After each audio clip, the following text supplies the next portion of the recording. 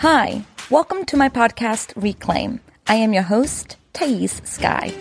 I have supported women navigate the complexities of being human for over 10 years. This podcast is where I disseminate some of those learnings and offer thoughts and guests to guide you into your healing. Welcome. We all seek belonging, and we all inherently belong. Simply by being human, we belong. We're all meant to be here, and each of us is connected to one another. I deeply believe belonging isn't earned. It's already in all of us. But many people grow up feeling like they don't belong in their own family or community. They might receive messages that they have to conform in order to belong, that belonging is conditional. You might have had parts of yourself shunned by those around you. You might have experienced bullying, criticism, or denial of those parts. This painful experience reinforces the belief that we don't actually belong. We don't feel safe to be ourselves in one place. The whole world can become an unwelcoming place. It's hard to put ourselves out there, to speak our truth, to be seen for all of who we are. Notice where you question your own belonging. The place that hurts when poked, where there's a wound, is often the place where an old story resides. Those are the words of Lisa Olivera. I am so thrilled to be having her on the podcast today in honor of her book, Already Enough, A Path of Self-Acceptance. And I actually read two paragraphs there. The first and the last paragraph in this chapter about getting honest. And, reading Lisa's words is it's like a soothing balm on your soul. If you follow Lisa Olivera on Instagram, then you know what I'm talking about. Her words are so permission giving. And this conversation that I have with her is also very permission giving because Lisa is quite honest about her experience as, someone who identifies as like a writer, identifies as introverted. She talks a lot about, both on her Instagram and in this conversation, about what it means to be seen, what it means to put ourselves out there. What does it mean to be an artist and be sensitive and want our work to be seen in a really big way? It's a really potent conversation, and I am a big fan and admirer of Lisa, and I have been for a long time. So I was just delighted so beyond delighted to have her on Reclaim. And so that's coming for you in just a minute. But first, just wanted to put this out there. Today is the first day of Worthiness season. I mean, this is a great guest to kick off Worthiness season. If you are new listener of Reclaim, or if you are haven't been following me for a long time, Worthiness season is a really special time of the year for me where I talk a lot more about worthiness. Much of my own understanding of myself and the world has come from understanding my wounds through a lens of the worthiness wound, of trying to understand why I often felt like I don't belong, why I often feel inadequate despite all of the evidence of the contrary. Like really getting to the heart of the matter of why do I hurt and how do I make meaning of my hurt, and also how can I tend to the hurt so that I don't hurt as much anymore. And so Worthiness season is an opportunity for me to just really spend more time with all of you, talking about healing, talking about worthiness, and infusing your life with more enoughness. And this conversation, like I just said, is going to be a really great beginning of that, because Lisa just emits this enoughness that I think can feel really, really healing and really wonderful to hear. And of course, I do Worthiness season, and I kind of label it this way in honor of celebration of doors opening for my signature group program, Worthy Women Rise. I did not take on a new cohort in 2021, so I haven't had a Worthiness season, or I haven't opened the doors for my program since fall of 2020. And so it's a big momentous occasion that we are now in 2022, and I'm opening doors for my 5-month iteration of this program. I've done a year-long and I've done a 5-month. I'm going to do a 5-month now, and I'm going to open up the doors for a year-long in the fall. And so it's 5 months, 5 beautiful months of 13 lessons that I have filmed and added to, and workbooks that I have just nourished the fuck out of to guide you into your worth, plus weekly calls with me where we get to process and make sense of and understand the space of hurt, of unworthiness, of inadequacy in a container with other humans. The worthiness wound is a relational wound, and I'm going to talk a lot more about what that means in another episode. But in order for us to tend to the space of brokenness, it's really important that we do it within relationships, and Worthy Women Rise is that container. It's a really, really special group. This is going to be my 10th cohort, so that also feels quite special, and I'm really excited to welcome women into the program. We already have about 3 spots taken, and so you can learn more by going to worthywomenrise.com.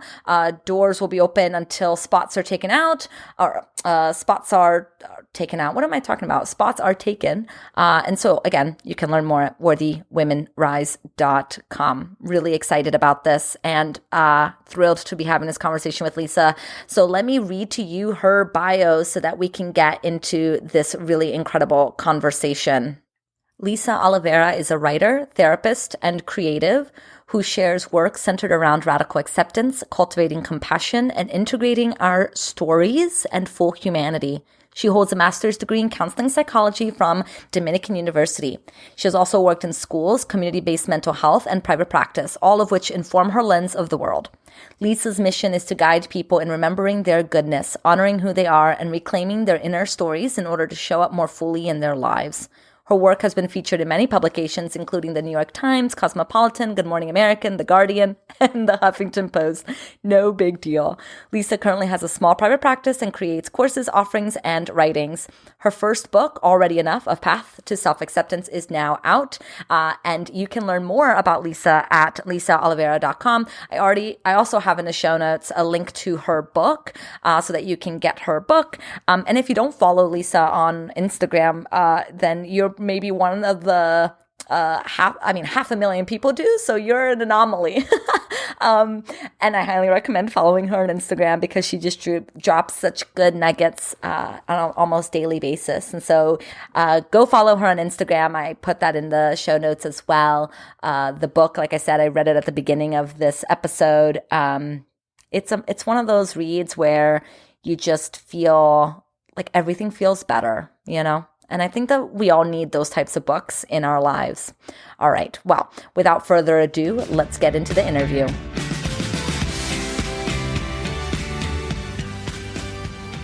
Hello, Lisa. Welcome to Reclaim the Podcast. I am just so thrilled. I've been wanting to have you on my podcast for, what is it? I think I reached out to you maybe 18 months ago, and it just been such a whirlwind in your life over the past year, and to just have an opportunity to be in space with you now feels like such a privilege. Thank you for being here. Oh, thank you so much for having me. I'm really glad that we could finally make it happen. I know I was thinking this morning, I was like, we talked about doing this so long ago, and it's taken a really long time to actually make it come to life. So I'm glad that we found time. Me too. And I think that it is absolutely astronomical that you are in a process of kind of embodying 2 very new, different identities, different and similar, but big identities, right? Motherhood and author. I mean, these are huge transitional moments for you. And I'm wondering, maybe we could start there of how is it going? How are you doing in this massive transformation in your life? Yeah, thank you for asking that. And it's really fascinating because I feel like one of those things is very public facing and very open and very being seen and putting myself out there and outward energy. And then motherhood feels very inward and very almost private and secluded and isolated and tender and personal, and I want to keep everyone out almost. So I'm sort of balancing, how I can show up in ways that feel safe and good and natural for me, and also how I can honor the energy of actually needing more space too. And I feel like the timing of all of it, of having a book coming out and being a new mom and getting to know myself in that role, it's kind of teaching me to really listen to myself, because part of me feels like I should be doing more and I should put myself out there more. And I want to be able to, have more conversations and do Instagram Live, all these things that I feel like I'm supposed to be doing for a book. And I also know that I just don't have the capacity right now because of this other role that I'm in. So yeah, it's a deep season of learning to honor how much space and time and capacity I actually have and letting that be okay, even if I wish I had more. Yeah. Um, yeah. Which is exactly, I think perfectly, I feel like you're perfectly embodying what you wrote in your book, right? Like what your book is about. I mean, how do we, in a perpetual kind of human experience of having to grapple with the messages of do more, be more, work on yourself more, put yourself out there more, be more successful, make more money? How do we grapple with that when there's so many things that we kind of crave that have nothing to do with that? And that so much of what we crave to experience is actually in many ways the opposite of that, right? To feel full and enough and abundant, and like we don't have to keep proving ourselves.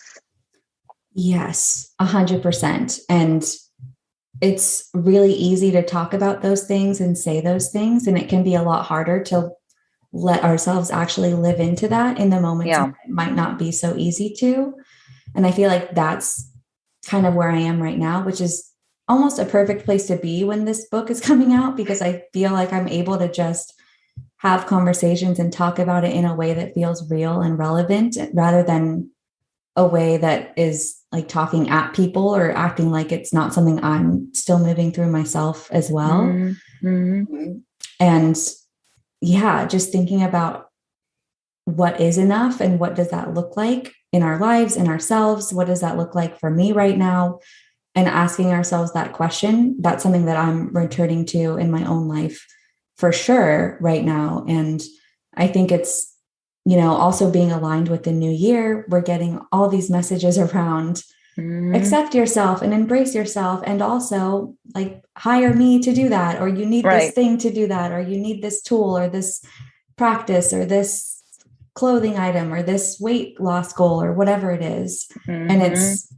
I feel like we get these conflicting messages around what that actually means for us. And it can make it really hard to slow down and listen to how that shows up in our life and how that's showing up for us in whatever Yeah. season we're in, and letting that be okay, letting it be messy, because it definitely is messy in ways that I think people don't really like to admit and don't like to talk about, but in ways that I think when we can come to embrace even that, it it just becomes more powerful of a way of being with ourselves in all of it.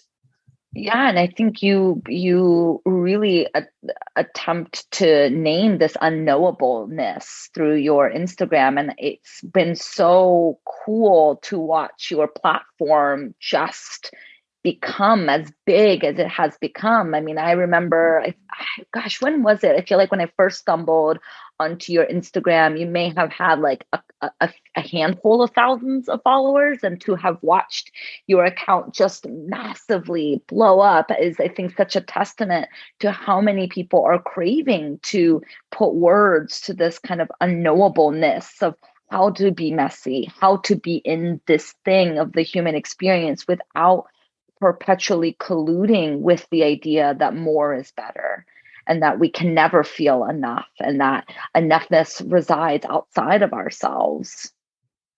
Yeah. And I think your work touches so deeply on that too, around worthiness and what it Mm, means to live our worth and honor it and embody it and know it. I think that so often gets impacted by the same messages around enoughness and around what it means to embrace ourselves where we are. I think everything that you share is so aligned with what I share in that way. yeah.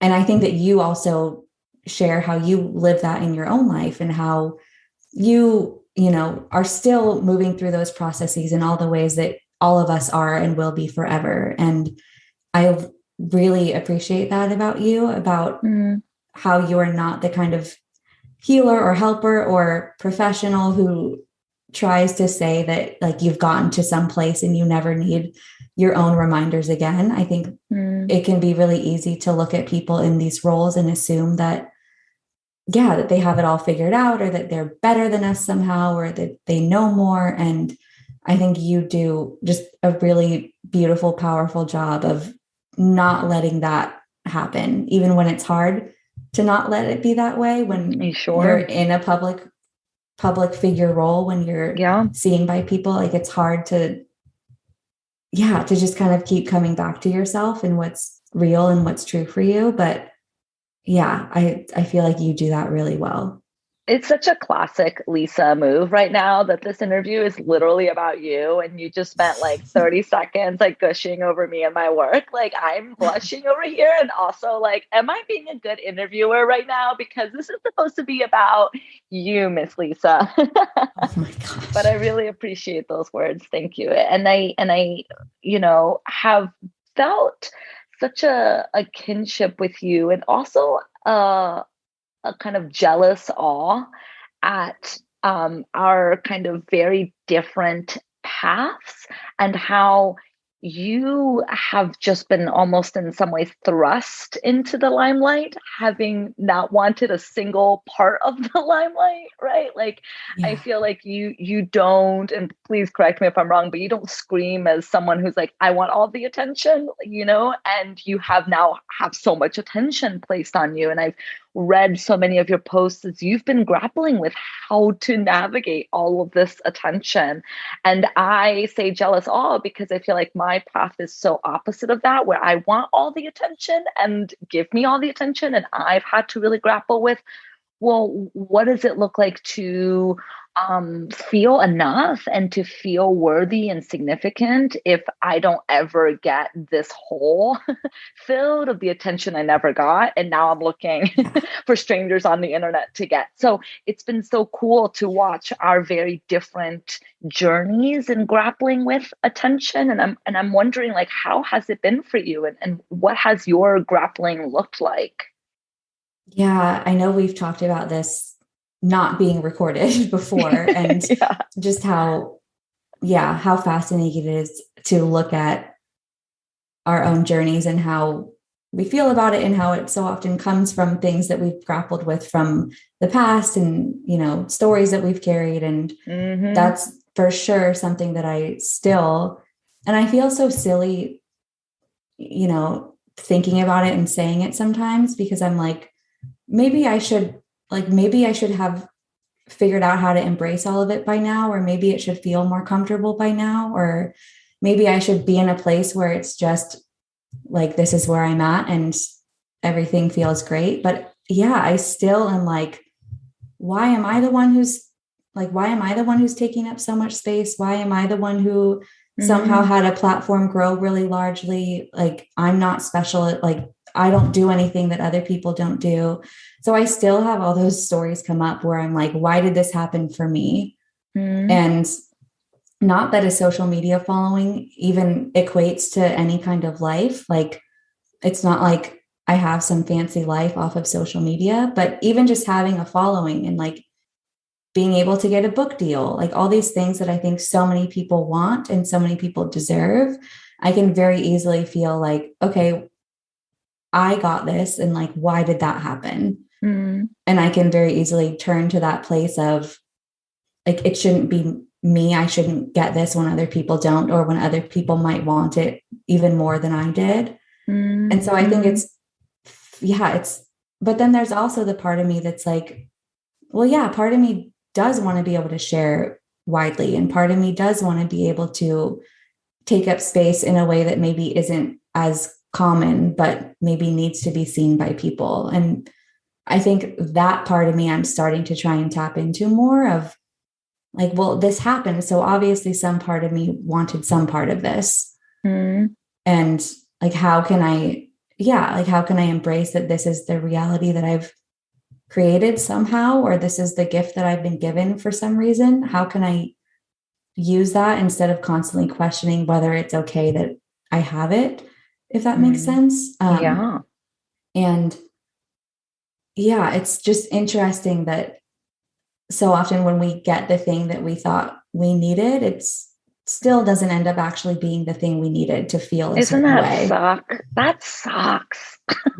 Yeah. It's so frustrating because it's a reminder of like, oh yeah, this is internal work. Like, it's not something that I can place in an external guide guidepost or positioning or accomplishment or goal or whatever it is. Ah, Yeah, it it's frustrating. it's frustrating, and it may be one of my more least favorite aspects of the human experience, because wouldn't it be great if the external world could gratify?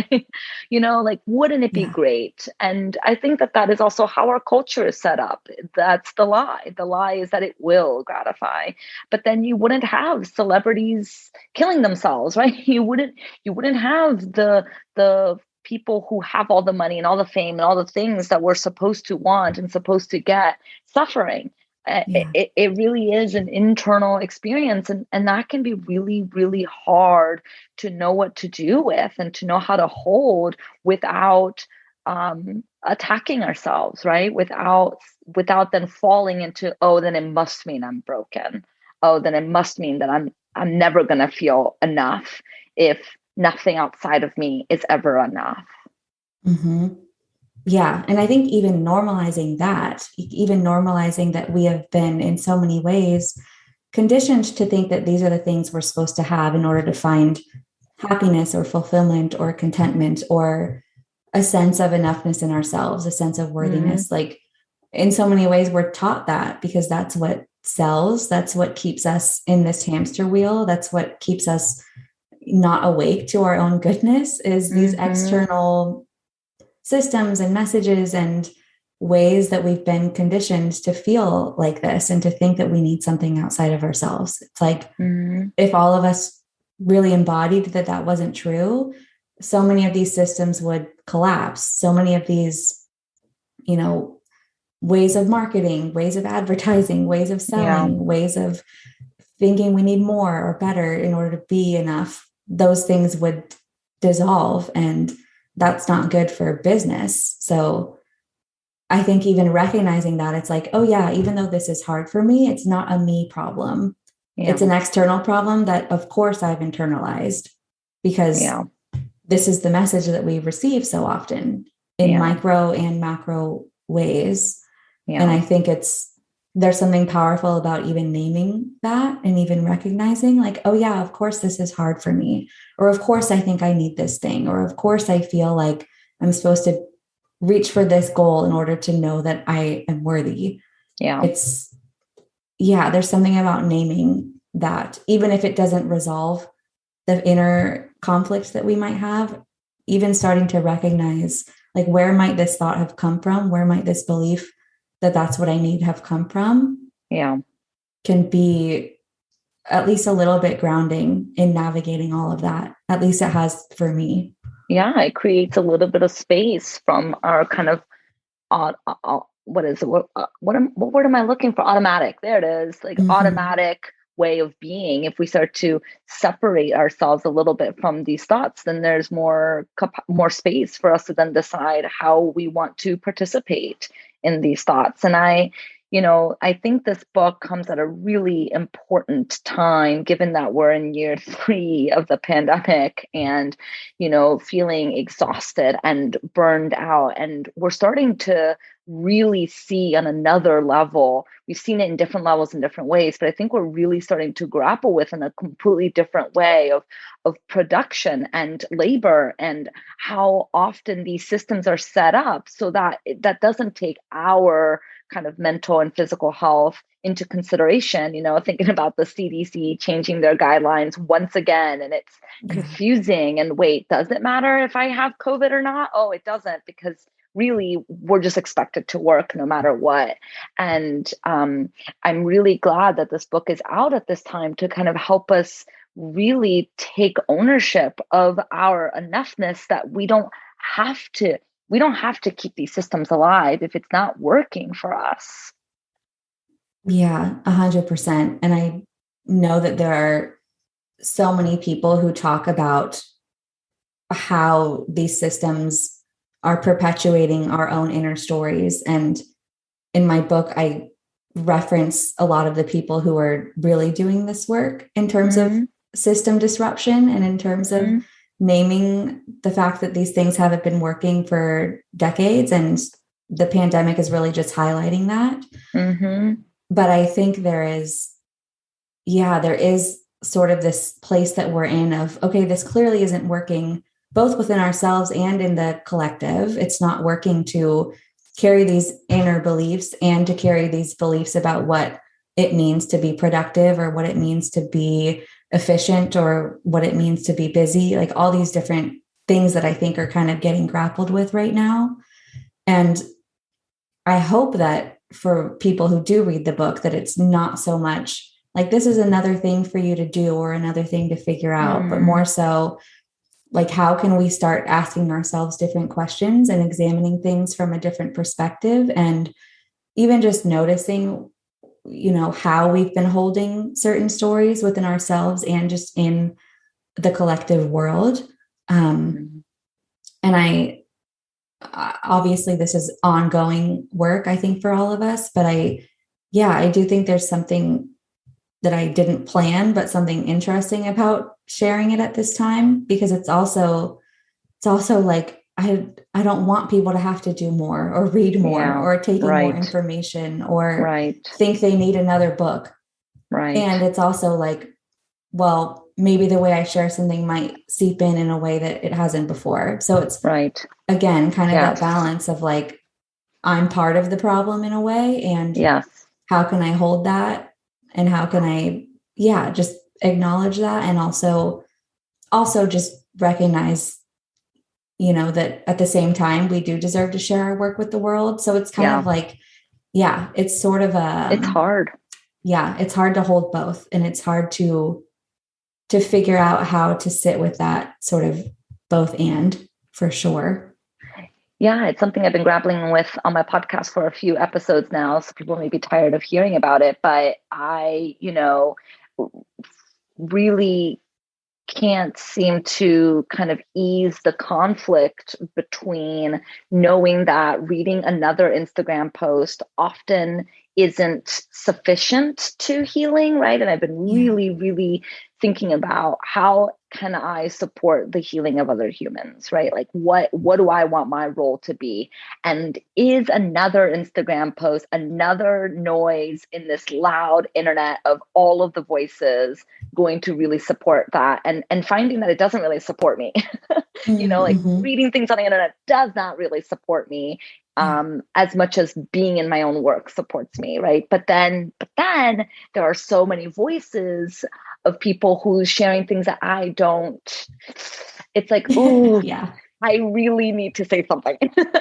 I really need to bring my ideas, my perspective. I have things to say and I want to say them. And saying them is a way that I support myself and my work. And I like writing. Yeah. And so how can I not participate in this very thing that I don't know if it's working? Am I a part of the problem while also feeling it fulfills me in some way? And how do I hold this tension when I really don't have an answer? Yeah, I hold that tension so much too. And I hold that tension of, I don't want to contribute to this idea that more information is what everyone needs and more consumption is what everyone needs. And I'm also trying to hold, like, how can we remind people that they are in charge of their own consumption and they are in charge of what they take in and how they take it in. And thinking about that helps me sometimes when I have a lot of doubts around sharing, or like around, I don't want to be another voice in the wellness space, or I don't want to be another self-help person. I try to remember that my perspective on it is maybe different than people who aren't in this space, but are needing this kind of support and this kind of information. And that maybe they aren't seeing it as much as I am because I am so wrapped up in this space. And I also just think about, like, maybe there isn't necessarily a solution. Maybe it is just about holding, yes, it's complicated and I want to write. Like, yes, it's complicated and I want to share.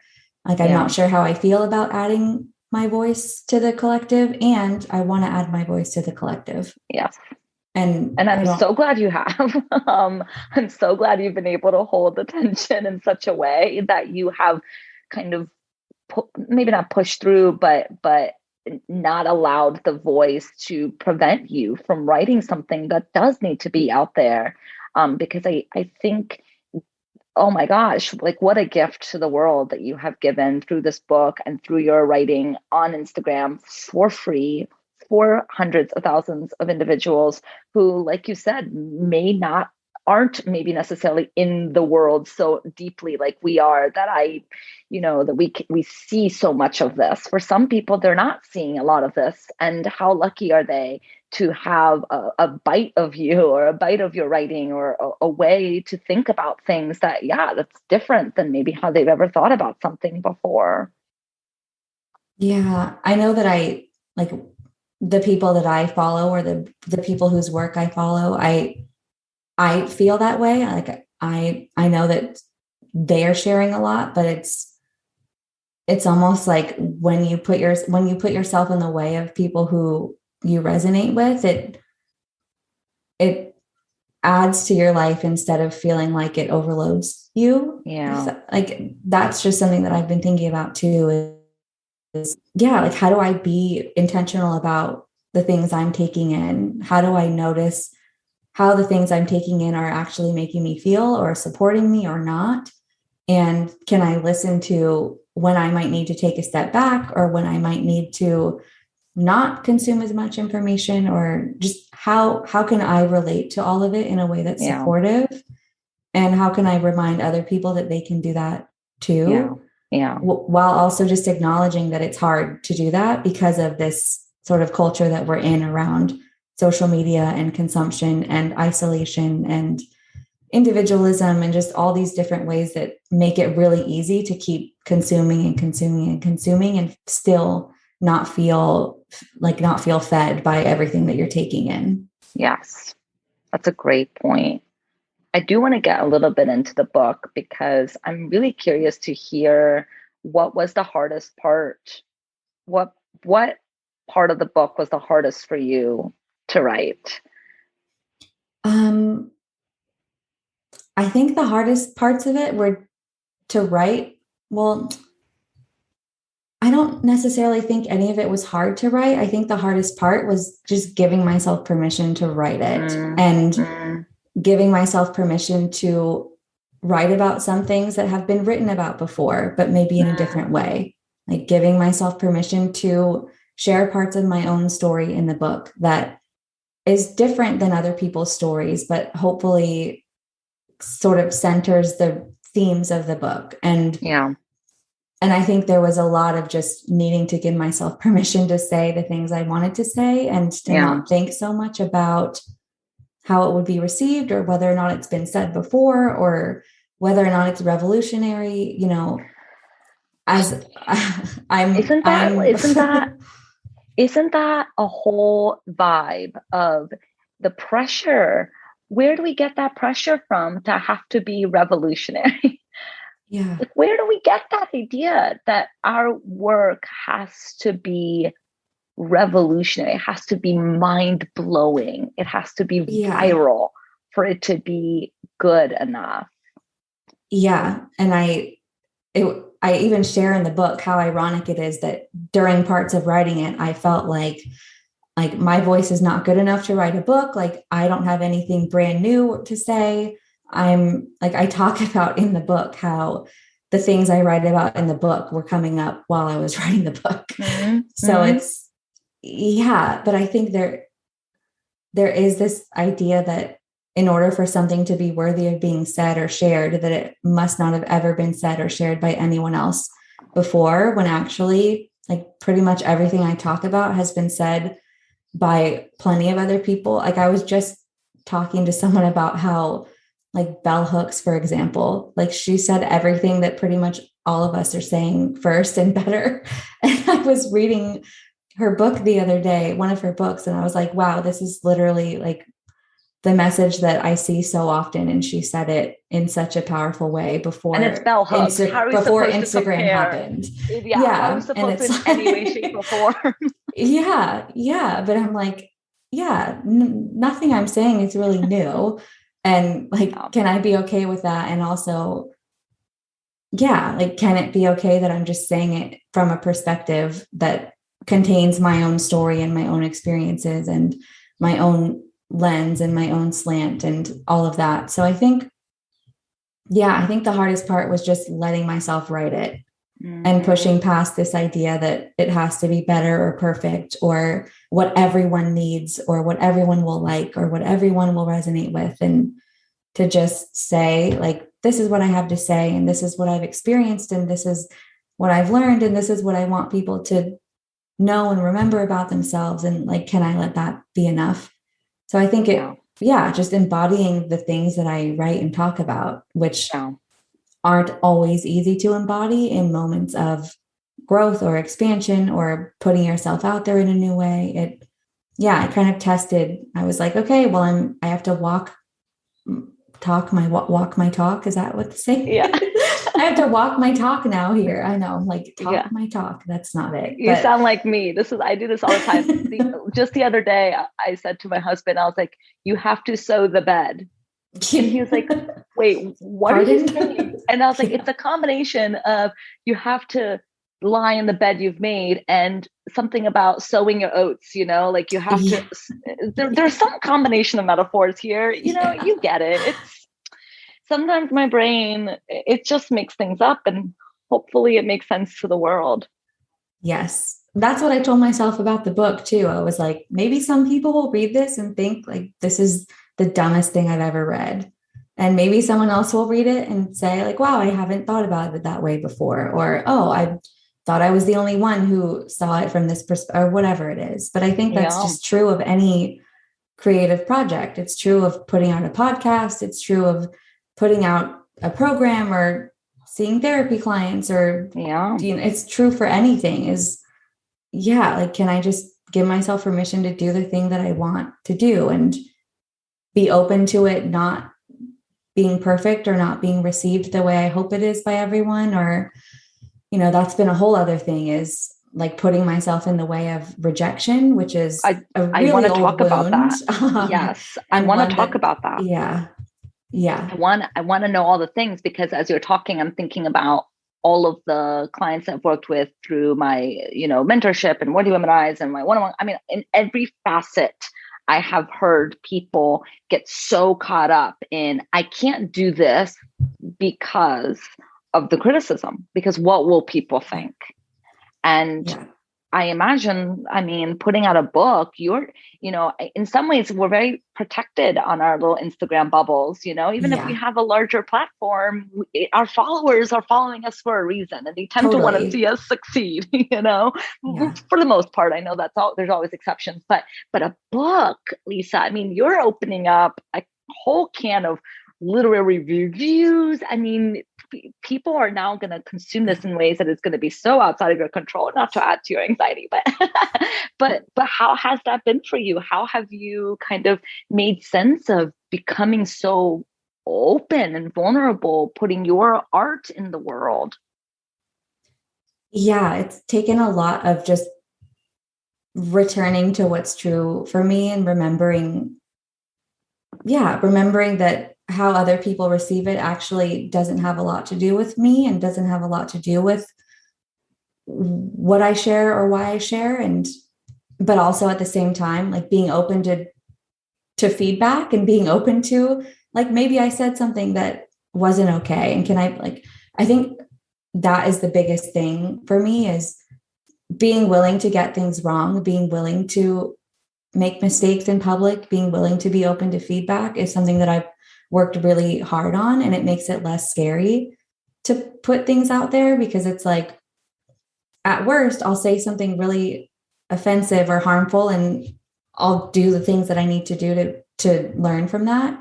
At middle worst, like people just won't like it because it's not for them.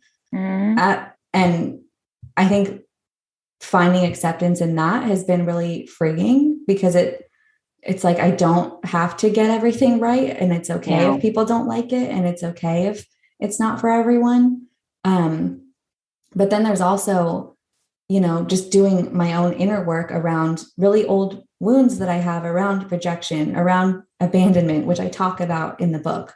Those are like my core wounds that get poked during times of vulnerability.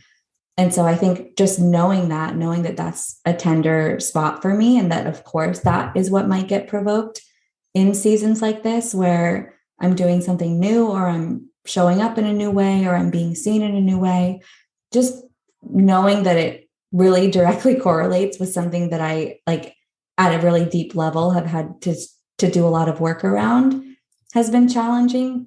Mm-hmm. But it has also, I think, shown me that I have done a lot of work around it, because it feels edgy, but it doesn't feel unsafe. Like it feels a little bit scary, but it doesn't feel like everything is going to be horrible if something doesn't go the way I hope it does. Mm. So I think it's also been like a really embodied reminder of how I actually am ready to show up in this way, and how I actually am ready to be more seen, and to maybe not have it go up the way I want it to 100% of the time, but for that to be okay. Mm. Like it almost doesn't feel as scary as I thought it would. It doesn't feel as intimidating. And of course, there are moments where I'm like, oh my gosh, I'm changing my mind. I'm not doing this. I don't want this to be like, I don't want someone who's outside of my sphere to read this and post a horrible review on Goodreads. Like, mm-hmm. There are for sure moments where I have that situation come up, but I think most of the time it doesn't feel as scary as I thought it would, which has been kind of surprising, but also just, yeah, I think a reminder that we can hold really deep wounds, and we can carry things that have been really hard to move through, and find a place to hold them in a way that isn't so heavy, and find a place to hold them in a way that doesn't completely rule how we show up in the world, or whether or not we show up at all. Yeah. That's something that I've been, kind of sitting with the last couple weeks is, like it's intimidating, but it actually doesn't feel as unsafe and terrifying as I thought that it would. Yeah. Yeah. I mean, it's making me think of all of the times that I've had to kind of grapple with and sit with and be with this sense of it's really not people's responsibility to tend to my worth, totally. To my enoughness.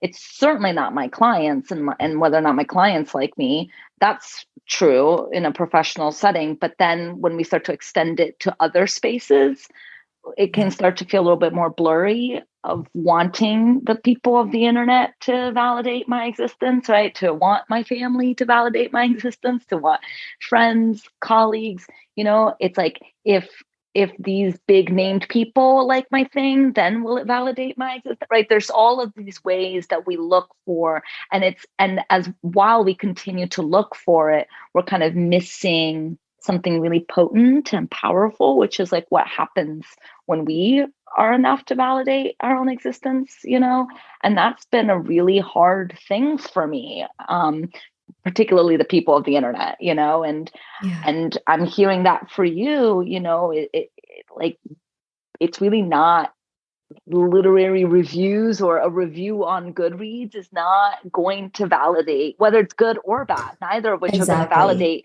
the journey and how much you have come from and come to, and the process and everything that you've got to experience within yourself, within your family, within, like none of that can take that away.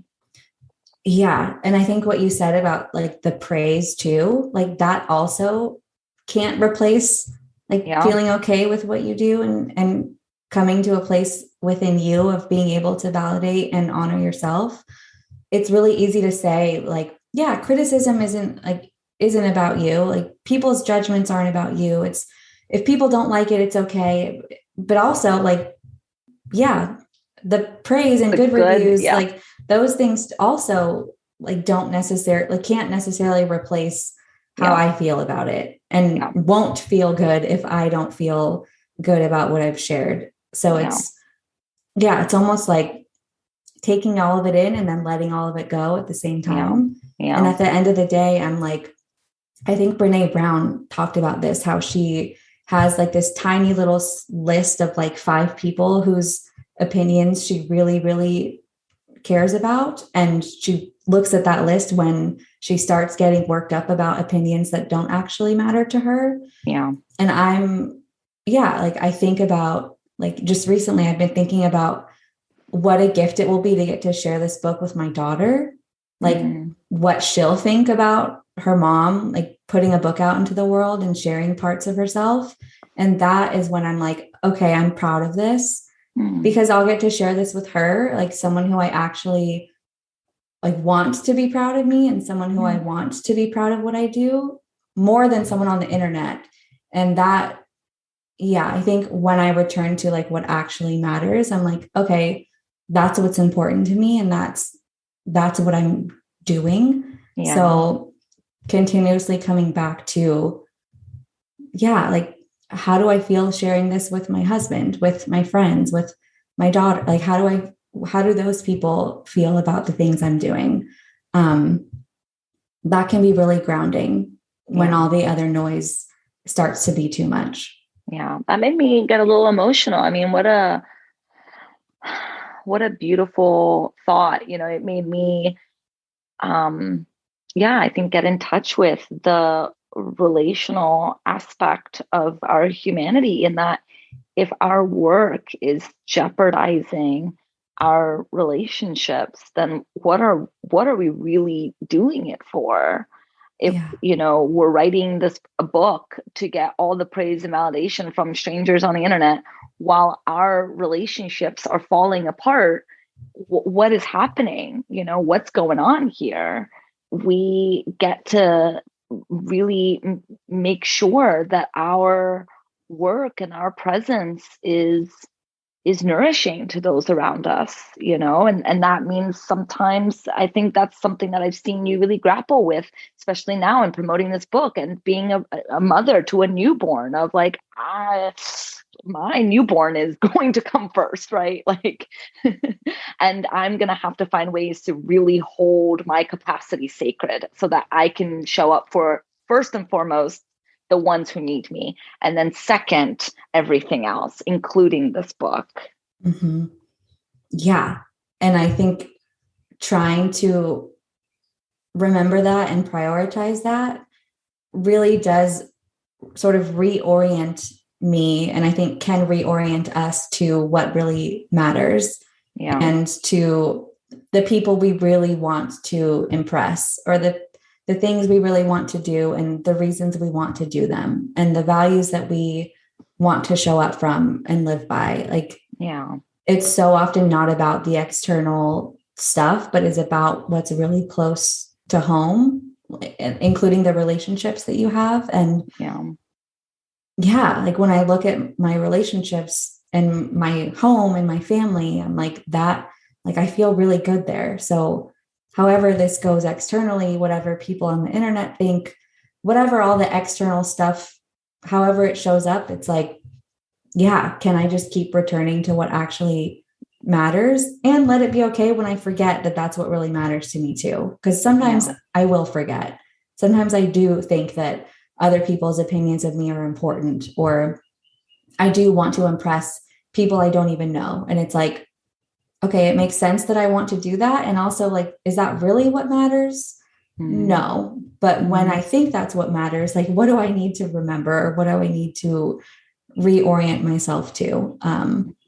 Which is easier said than done sometimes, of course, but something that I'm trying to keep practicing. I think it's quite sweet how we're spending a few minutes talking about criticism as if your book is ever going to get, then thinking about like the ways in which I know you and you write. And I'm like, okay, yeah, we can theoreticize, Lisa, but let's be real here. This book is going to do so well. And we're going to hold that lightly. You can hold that lightly, and I will hold that strongly for you. I'm so fucking excited for this book to be out in the world. I can't wait to get my hands on it. I know that people are going to be better for it. What a gift that you are giving the world. And I imagine that this is probably not going to be the last book that has your name on it, but that's me already fantasizing your not enoughness and like, let's get more. But I'm really, really thrilled to see the love that this book is going to get. Oh, thank you. it already got a 2-star review on Goodreads. I looked the other day. I was like, why am I looking at this already? Why am I doing this? What an idiot. Yeah. You're an idiot. Yeah, I know. God, I should know better. But it's like, yeah, I'm already like, okay, people are not going to like it. The reviewer is an idiot, Lisa, not you. Yeah. Just to be clarified, just to be clear here.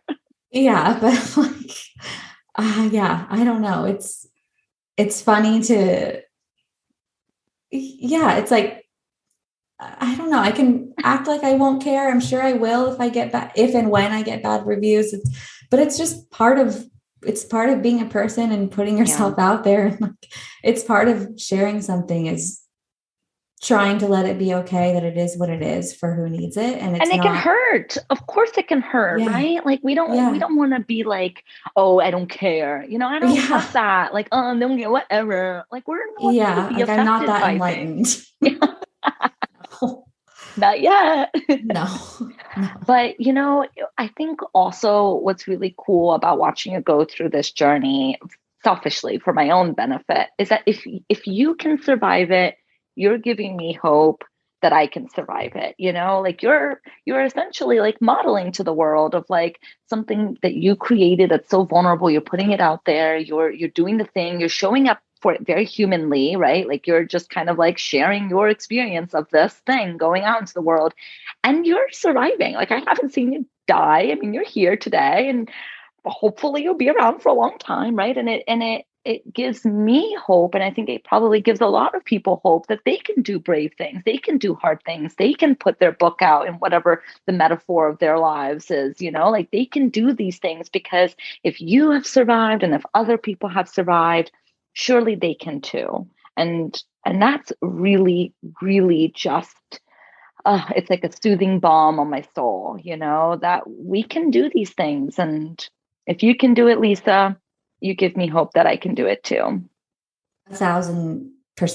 And I think that's part of why I like sharing from my perspective, is because I think there needs to be more people in the world who aren't super extroverted, or who aren't like the most confident, bubbly people, or who don't, I don't know, just more people who don't seem like they have it all together, but are still sharing. It's like, but also then on the other end, like people who don't center their messiness in order to be relatable. It's like, I think there needs to be more reminders of just people who are quote normal, everyday people who are just willing to show up and share what they have to share. And yes, if I can do it, I literally think anyone can, because it might seem like it's easy or natural, but it's not. And I've had a platform for like over 4 years, not nearly as long as some people, but it's been over 4 years and it's still uncomfortable. So it's I just step into the discomfort and remember that it's actually okay to show up. And I hope that other people who want to do that too. Like, I can't wait for when you write a book. Like, I know that you will, and you'll be another model of that too, of like pushing. I'll be texting you like, Lisa, oh my God, this is the worst thing ever. Please do. Because like I think these things need to be talked about, and the process needs to be seen and talked about, not just the outcome. And I love TikTok, and I will get on my For You page these, beautiful kitchens, right? Or these immaculate marble, and like people giving a tour of all the cool trendy things that's in their kitchen. And then the other day I got a For You page of this woman being like, here's a relatable kitchen. And then like she opens her fridge and like, here's leftovers that's been here for 2 weeks, and I read the comments, and everybody in the comments was like, oh my God, thank God. Like, thank God, that I'm now seeing myself be reflected in someone whose life is so much more normal. And while, wherever you fall on the spectrum, whether you fall in the clean, marbly kitchen or you fall in the messy kitchen, there's space for both. There's room for all of it. Yeah. And there's definitely room for the messy kitchen. And that's what you take a stand for. That's what I take a stand for. Like, the messy kitchen is totally good. We're just trying to survive being human. And, I'm grateful that you have opened your fridge, to us as you have. And, gosh, I'm just really, I know I keep saying this, but I'm appreciative of you. Thank you for doing what you do. And, the world is better for it. Oh, thank you. At the beginning, I think you said that I feel like a kindred spirit to you. Yeah. And Yeah. you definitely feel that way too. I think, Yeah. you are, I feel the same way about you and the way that you show up. And I know that a lot of people feel that way as well. So Yeah. thank you too.